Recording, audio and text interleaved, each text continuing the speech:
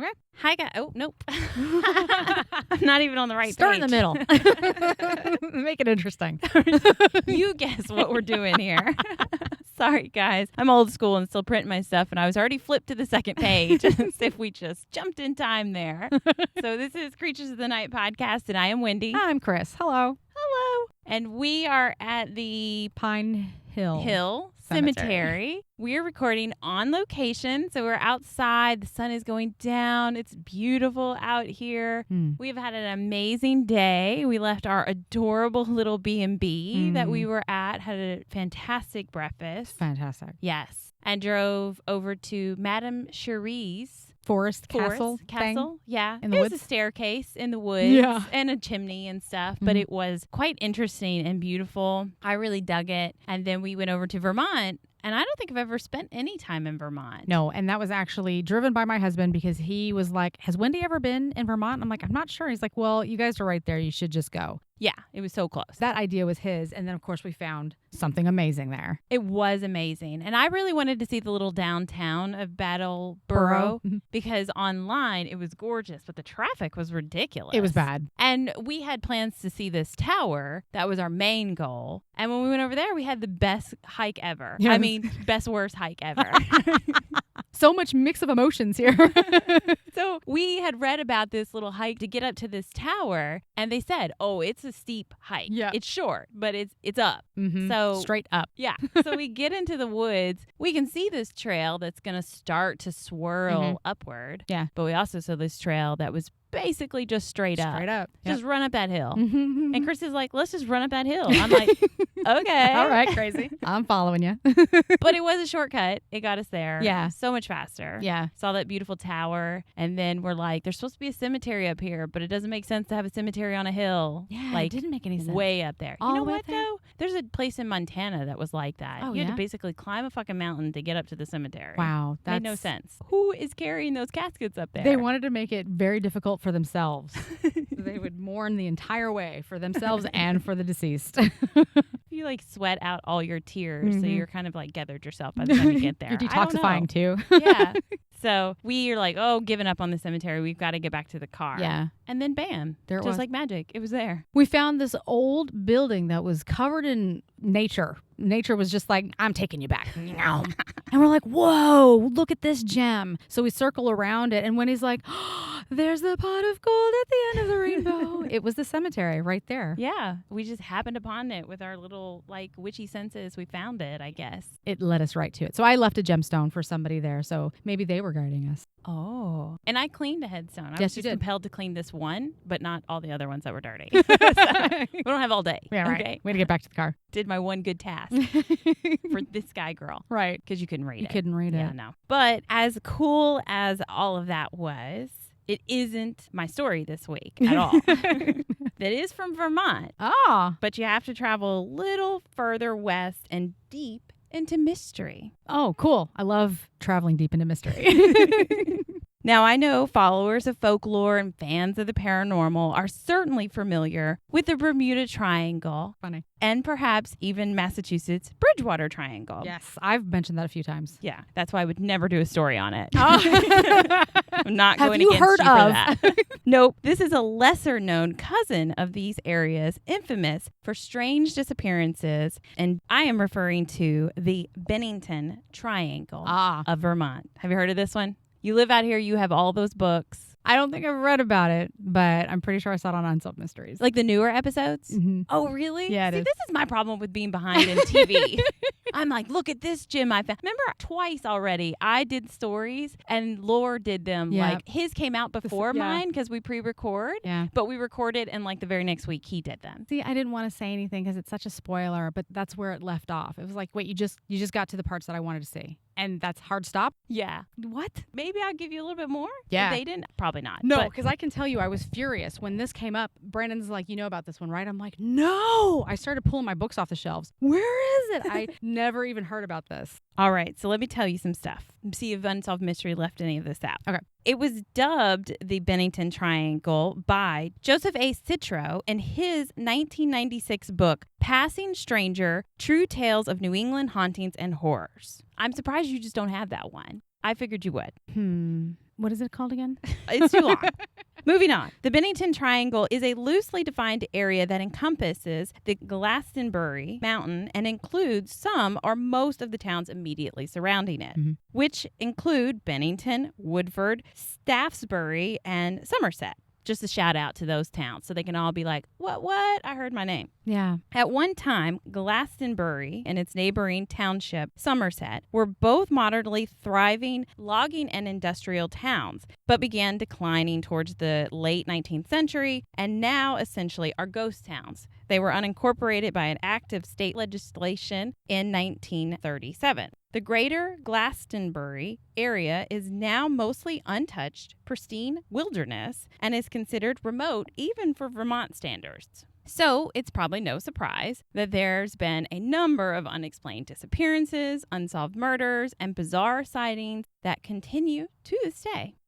Yeah, of course. All starting back in 1945, when a 5-year span of disappearances began in the Bennington Triangle with the vanishing of Mitty Rivers. The 74-year-old Rivers was serving as a mountain guide in the area on November 12, 1945. When he was guiding his group back to camp, he got ahead of them, which kind of makes him sound like he's not a very good guy. Yeah, right. He's taking off and Where are you leaving going? them. He's trying to motivate them. Yeah, right. But he's really just like, you fuckers are slow. Yeah. Anyways, he turns the corner, gets too far ahead of them, and they never see him again. Oh, my God. After an unsuccessful initial search by the group, many still believed that this knowledgeable woodsman would be able to survive and would soon surface in town. Wow. Like if he tripped and fell or whatever, he can take care of himself. Oh, God. Let's just go. Just keep going. We need to get to dinner. So, God.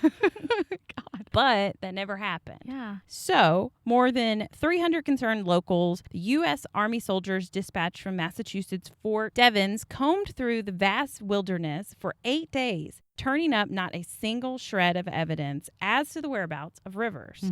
Then the following year saw arguably the most infamous missing persons case in the history of Vermont. This was the disappearance of Paula Weldon. Weldon was an 18-year-old student at Bennington College who decided to hike a leg of the long trail during Thanksgiving break when most of her peers had returned home. So she went by herself. Not a good idea, That's period. not smart. No. She was last seen by several people on Sunday, December 1st, 1946, wearing an easy-to-spot red jacket. One store owner in Bennington remembers giving her directions, and an elderly couple that was on the trail hiking saw her for about 100 yards, but she turned the corner and she just wasn't there anymore. Wow. Same thing. Yeah. Weldon never showed up for her Monday classes, spurring a massive search party of more than 1,000 people and a reward of $5,000 from her family. Yeah. They wanted to find her. Yeah. Despite the large turnout, numerous aircrafts utilized and variety of assisting law enforcement departments, no clues of her fate were ever discovered. The case remains open to this day. Yeah. But it was exactly 3 years later, on December 1st, 1949, that the Bennington Triangle saw one of its most supernatural disappearances. On that day, a 68-year-old man named James E. Tedford boarded a bus to Bennington after visiting relatives in St. Albans, Vermont. Numerous witnesses, including the driver, later confirmed that Tedford had been in his seat as late as the last stop before Bennington. Yet when the bus finally pulled into Bennington, Tedford was nowhere to be found. That's creepy, man. He was on the skipped bus. out. Yeah, like totally. Yeah, but he left his baggage. Wow. And the bus schedule, which, I mean, you might leave that behind if you don't need it anymore. You don't need it anymore. But you would take your luggage, I would think. I would think so. So he seemed to vanish just in thin air. Wow. If the witnesses are correct, Tedford would have disappeared from his seat as the bus was traveling down Route 7 through the Bennington Triangle. He just lifted off, blipped out. Yeah. And so I'm thinking more about those stories that we've read that people just up and pop out of the air. Yeah, that's what I was thinking of too. Yeah. But it's crazy that it's happened so much in one area. Yeah, it is really crazy. Yeah. Then nearly a year later, in mid-October 1950, 8-year-old Paul Jepson went missing. There we go. Paul was last seen by his mother happily playing in the cab of the family pickup. Now, she had left him there to go tend to some pigs at a landfill that her and her husband were caretakers of. When she returned, he wasn't there. After looking for Paul, just immediately in the area herself, she then reported him missing, and hundreds of people assembled in a search party, including a New Hampshire sheriff who brought in bloodhounds to sniff out the missing boy. Yeah.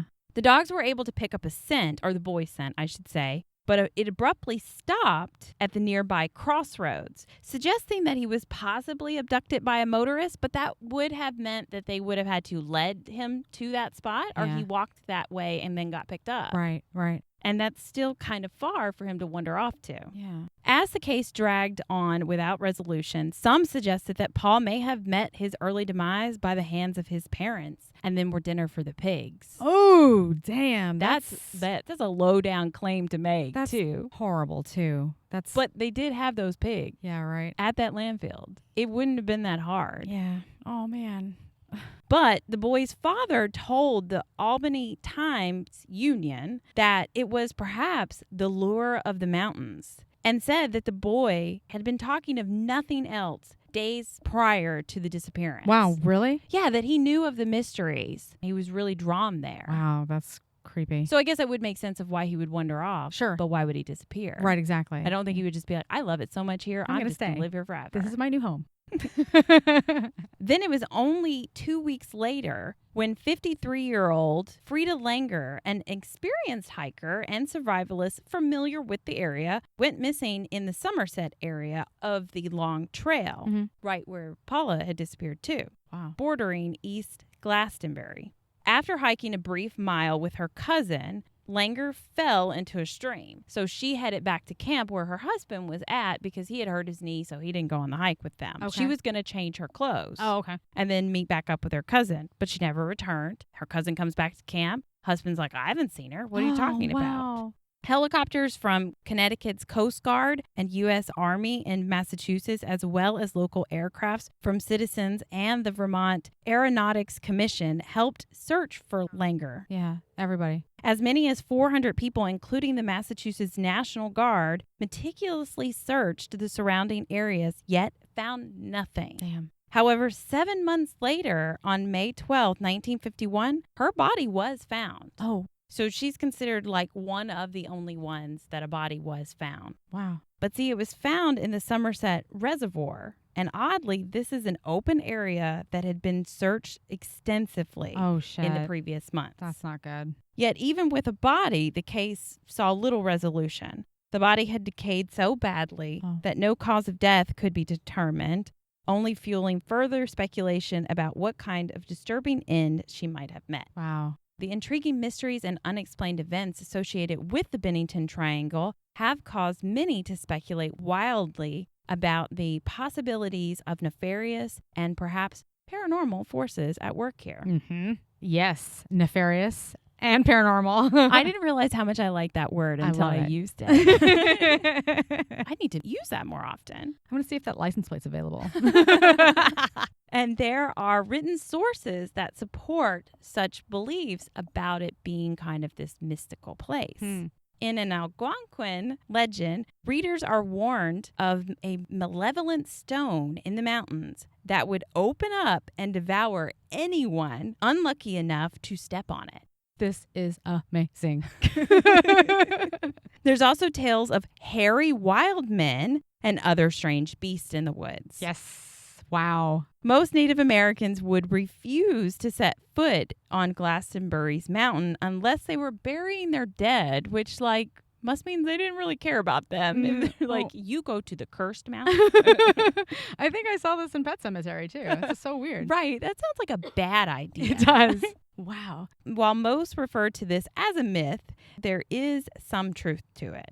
The wind patterns on Glastonbury Mountain are so erratic and the weather does change suddenly that even plants grow in very odd angles. Okay. But that's the only kind of practical thought to what the Native Americans were saying. Okay. There are also tons of other things aiding this to go in the paranormal direction. Sure.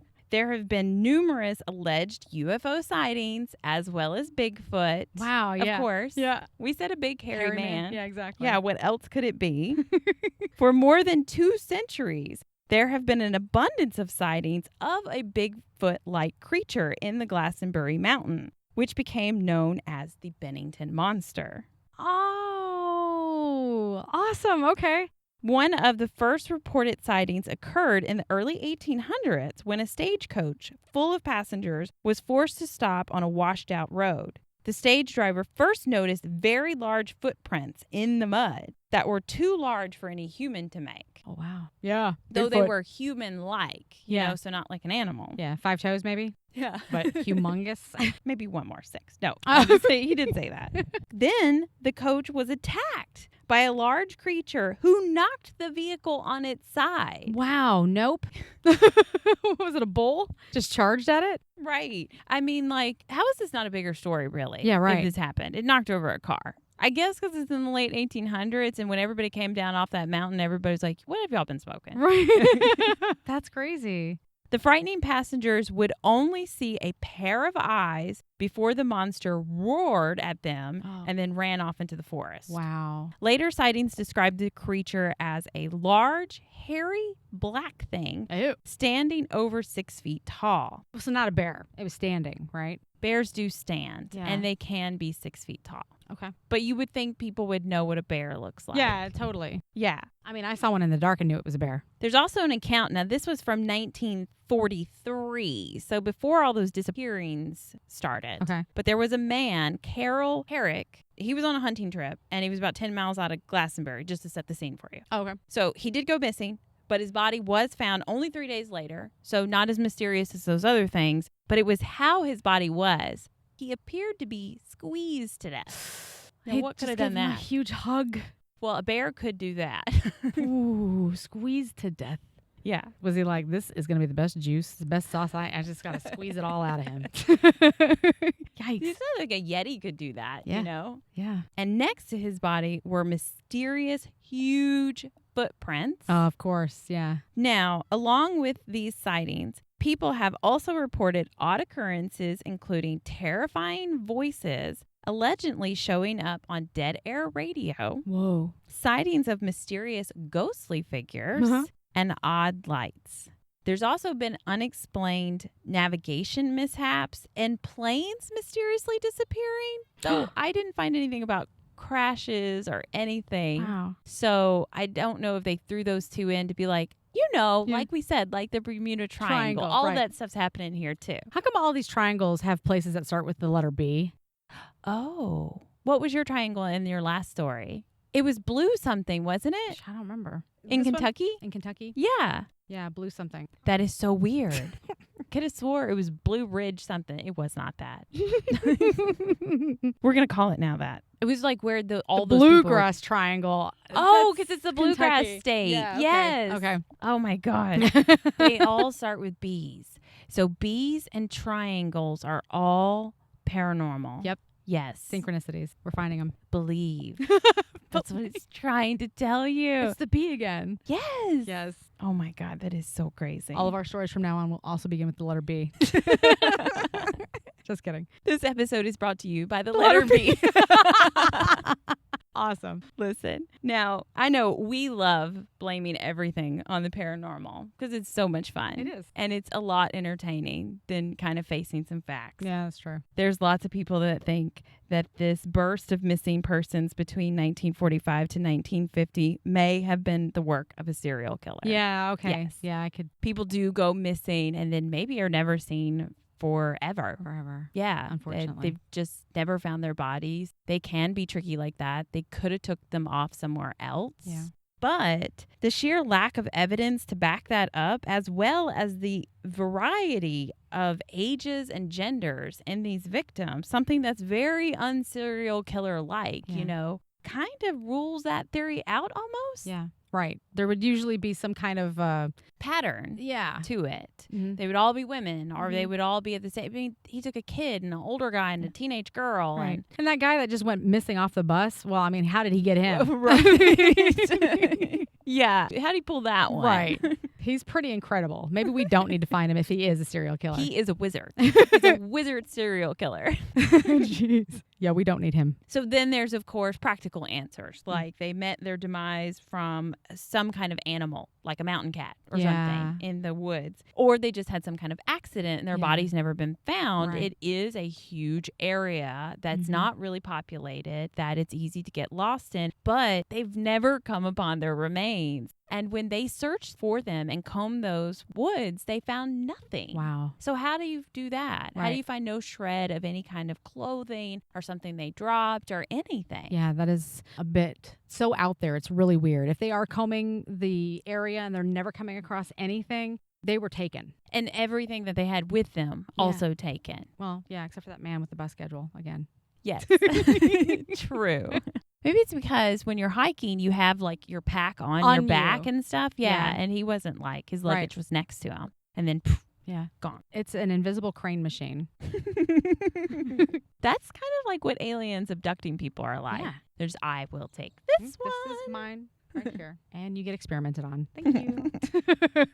All in all, when trying to tie the disappearances together in hopes of discovering a solution to the mystery, there is little to go on. The only known similarities between the most well-documented cases in the Bennington Triangle are the close proximity of the disappearances, their location, and the disappearances all took place around the same time and time of year. Oh, that is weird. Yeah. So I think the time of day is even craziest, that it's so precise. That is weird. But they all disappeared, it seems like, between 3 p.m. and 4 p.m., and then they all disappeared around fall/winter. So it is like a 3-month period. It wasn't so precise that it's all October or something, but it was all within the last 3 months of the year. And then those time frames. This is Stephen King's It. This is the answer. I know it's not all children, but this is creeping me out. That is. Like they had schedule appointments. Yeah, right. To kind of, but do you know that up in space or whatever, there's only like certain windows of opportunity for the spaceships to get back in safely? Wow, no. I barely know this, but just from the limited like things I've seen on TV, they have to wait for a window to get through the atmosphere, and they have to go through like a certain spot. Wow. So maybe it's between that time in Vermont. Right. I don't know. Oh, yeah. That's creepy. Oh, that was me making it about aliens when I actually think it might be like just kind of some kind of portal, by the way. Yeah, right. But if it was aliens. Yeah, like they found the upside down world, basically, and they are trapped in it. Yes, I think it's something more internally on our Earth. Yeah. But it's something that would be baffling for any of us to understand. Yeah. Me, I don't know. We might have very smart listeners. If you do, please write to us. Yes, please explain all the physics to me of the upside down. Thank you. And different planes of existence. And one short email. Easy to understand. Right. Please. B is for boy. But that is little evidence to go on. Okay. Just it being that time of the year. I guess it could have just been a coincidence. Okay. So it should come as to no surprise that the Bennington Triangle attracts those with a fondness for the eerie and the mystery, and they attempt to get to the bottom of this and solve it. So they do find a lot of hikers going out there trying to figure it out. They come back? They do. So far it's been working out for everybody. And I actually did not find any accounts like on YouTube or like some blogs. People say that they hike out there and it's eerie and it's creepy, but nobody disappeared. Of course, they wouldn't be able to write about it if they did.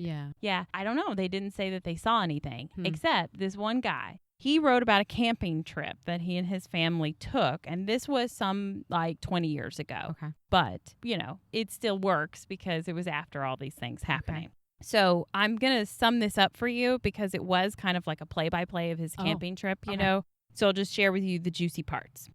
But first, let me paint the scene for you. So it's a guy, and he had like a screen name or username or whatever. So I don't know his real name. So we'll call him George. All right. George and his wife, Marianne, and their 6-month-old. She doesn't get a name, but it is a girl. Okay. I was going to call her Skipper, but okay. Oh, okay. No, I like that. Like the Barbie doll. Anyways, so they have to actually park somewhere, and then they put all their stuff in a canoe, and they have to canoe out to their campsite. Oh, cool. Yeah, pretty cool. Yeah. They have a great day doing this. They have, fun fishing and setting up their campsite. And they have a bomb-ass lobster dinner. Not lobsters from the lake, obviously. They brought them with them. Okay. But they're all excited about this. And then they hunker down for bed. And they have a great night's sleep. Everything is beautiful. They get up the next day, and it's very much more of the same. Yeah. Fishing, canoeing, just camp life. It's great, Okay. Except when they get back to their campsite after their day on their lake, they realize, it sounds oddly quiet. And they think about how they're not really hearing any wildlife anymore. It's strange, but it's nothing to pack your shit up and go home over. Sure. They're just like, it's okay. an odd thing. Yeah, maybe it's the weather that's going to turn or something like that. So they hit the hay, thinking everything's okay. But sometime in the middle of the night, George wakes up because he hears a strange noise. He says it sounds like calling from across the pond. It sounded like a man howling to him, but he knows it's not a man. It's slightly off. And also, why would somebody be doing that unless they're a werewolf? Yeah. They do that from what I hear. At first, he tries to ignore it and he goes back to sleep, but it gets closer and closer. Oh, my God. So now he's alarmed. Yeah. And he decides to sit outside with the gun that he brings with him for safety reasons while his wife and baby sleep inside the tent. Okay. He hears them getting closer and closer, and then he hears, so they have tarp over their tent, right? And they're holding it down with string. Okay. They hear the string thump like a bass Yeah. on a guitar. So he jumps up and he shouts, "Get out of here!" Yeah. And then he hears things scuttering off Okay. into the bushes. So he's like, what the fuck? Really? He goes in, he tells his wife, it's okay, I scared him off, and they try to calm down for a while and maybe go back to sleep. They took care of it. Some little creature, right? Yeah. And they ran him off. No, they hear that scurrying again, and they hear the noises all around the tent. Oh, my God. So this time he goes out and he fires off the shotgun to scare him off. Right. Yeah. I'm going to be loud. I'm going to be big. Yeah. Yeah. Oh, it scared him off. Well, it made him go away, but they were laughing as they ran away. No. They think this shit is hilarious. So it's basically dawn at this point. They've gotten no sleep. So they just grab the essentials and they throw it in the canoe and they race back. It's very like Scooby-Doo paddling across the lake as fast as you possibly can to get him back to the truck. But he left all his shit there. So he gets his wife and baby to safety, but he's got to canoe back and go get their stuff. So he canoes back, and then when he gets up to the tent, he sees that their bedding has been folded neatly and is sitting outside of their tent. Get the fuck out of my campsite. Boom. He snatches up all his stuff, I'm sure. Yeah. And then he gets back to the truck. Wow. Oh, I'm so sorry. I left this out. Oh. He also saw little footprints. How little? He said childlike size footprints, hundreds of them, all around the tent. What the hell? So not Bigfoot. Goblins. Unless it's like Bigfoot's babies. Little babies. Little Yeah. babies. They're so wild. Bigfoot cannot be bothered. Could bother them for a while. I need a nap. Or goblins. Yes. That's crazy. Wow. Tiny little feet all around him? All around his tent. That explains the laughter? Yeah, I would think so. Yeah. So like I said, he grabbed his shit and he went back and, then they just left and then they never camped there again. Oh, yeah. Yeah. For sure. Dunsies. Now, if all that wasn't odd enough for you, also in 1976, a somehow even less pleasant monster began to appear around the mountain. There was a wild man of Glastonbury living in a cave near Somerset. Unfortunately for everyone, he didn't always stay in his cave either. There were reports that would say that he would descend into nearby Glastonbury and other settlements in the Bennington Triangle to harass women. Oh, my God. He accomplished this by pulling open his ratty coat to reveal his nude body. Wow. Just to make it a little spicy and scary, he was also waving around a pistol when he did this. Jesus. I guess so they wouldn't yell at him to go away or something. Yeah. And they'd have to take in the full effect. But that's all he did. What a creep. So this doesn't sound like the serial killer. Yeah. It just sounds like a weirdo. Right. Yeah. I think unless the serial killer had gone soft and he wanted to cut out that killing part. Yeah. And he's like, I really just want to actually have people look at me. Notice me. Yeah. God, what a weirdo. Yeah. So I think this is just a very sick individual. Okay. It has nothing to do with those disappearances, but I thought I should share that with you. That's interesting. Be on the lookout when you're in the area. We were in the woods today. Because they didn't ever say that they arrested him. Oh, no. In the 70s, though. I mean, it's 2020, so it's going to be a little harder for him to get out there and shake it. And, Right. Wield his gun like yeah, he was. Yeah. He should not be doing that anymore. He Yeah. might be in a place like this. He might. Yeah. Yeah. Right. So what's up with the Bennington Triangle? And why so quiet in recent years? Was it a killer that had moved on or passed away or something like that? Or got caught for something else? Was it a supernatural creature that migrated or also died, Yeah. Or is it some kind of wormhole that possibly closed up, or maybe it's lying dormant? It could be active still today, and maybe people are just so consumed with themselves and everything else that when these accidents happen in the Bennington Triangle, they kind of write them off as accident. Okay. I do strongly believe this is some kind of portal. Yeah. If it's out there, I feel like 2020 is going to be a good year to find even more about that. Because people are, they're hiking more often. They're out in the woods. That's all that we could do. That's all we can do. Hang out in graveyards. Yep. Exactly. Podcast in the graveyard. 6 feet away. Yeah, exactly. Yes, which we are, guys. Keeping social distancing. Yeah. Back up. I'm backing up right now. Yeah, I don't know what's going on there, but that would be my guess, that it's some kind of vanishing act, like those other stories that we talked about. Yeah. Because where did they go? I mean, well, the one that the body did show back up, Yeah. that's a little different, I guess. Yeah. Back in your story, the woods in Transylvania, was it? Yes. A body did show back up. Yeah. Well, a little girl. Oh, she was alive. Never mind. She was alive. There's another place where bodies have popped back up, but they were dead. Whoa.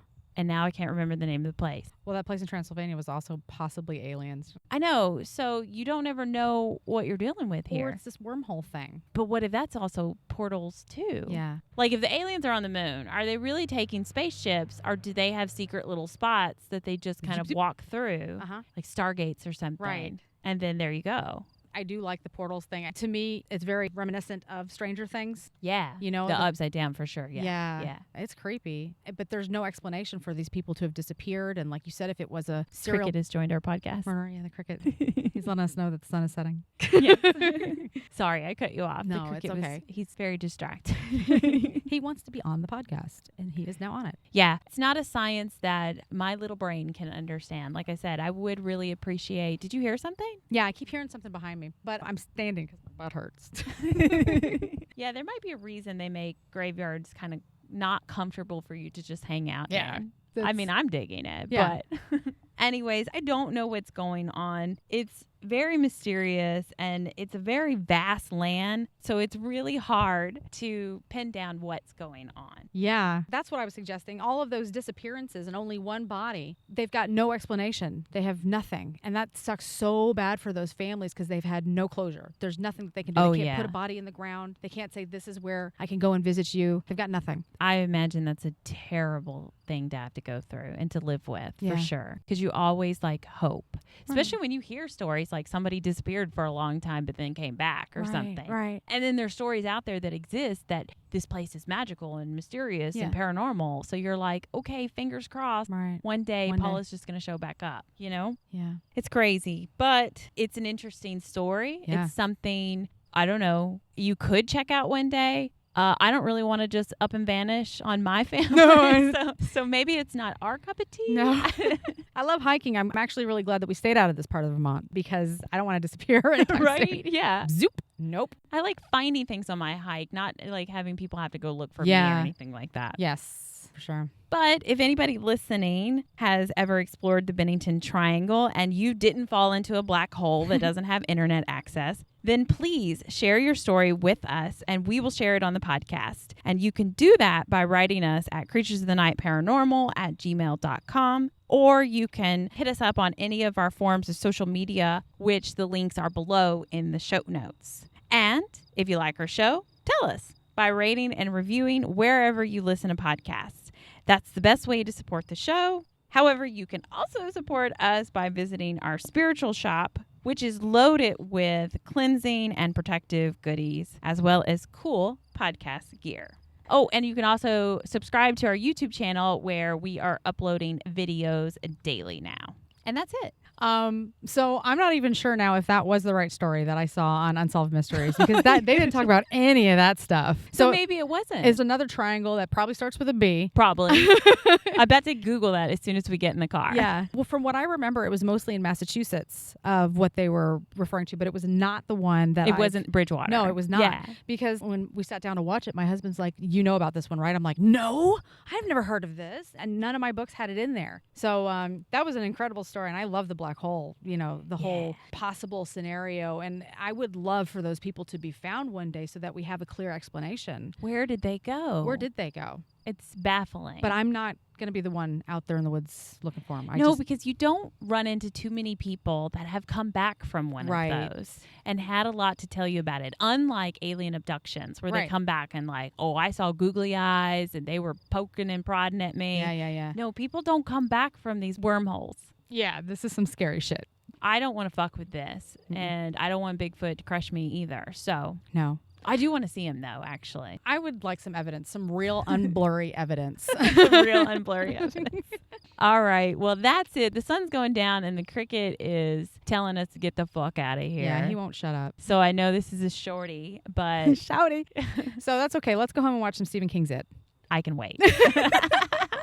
Did you say pizza was involved? Yeah, let's go get some pizza. Okay. All right. And wine. Oh, yes. Bye. Bye.